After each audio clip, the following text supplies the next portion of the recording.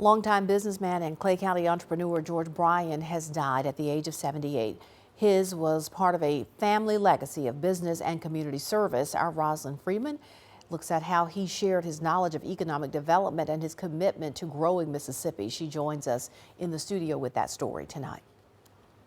George Bryan will be remembered by many people as the president of Bryan Foods and the CEO of Sara Lee Foods. But those who knew him say he was more. He was described as a soft-spoken giant by those around him. West Point native George Bryan was active in many area organizations, charities, and economic development. But what longtime friend Jeffrey Rupp remembers, he would say is the most important thing. Remember how much of a family man that Mr. Bryan was and how important family was to him. You saw that in everything he did.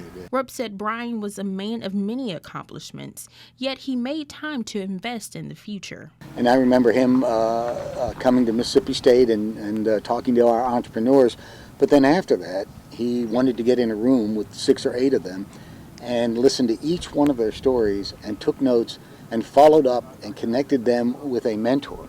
One of Bryan's notable accomplishments was building the old Waverly Golf Course, which hosted the 1999 U.S. Women's Open. Mr. Bryan had worked so hard to bring a championship quality golf course to this area, and eventually he went out and found some folks who were willing to invest in his dream, and the impact Old Waverly has had on the Golden Triangle in the entire state has been tremendous.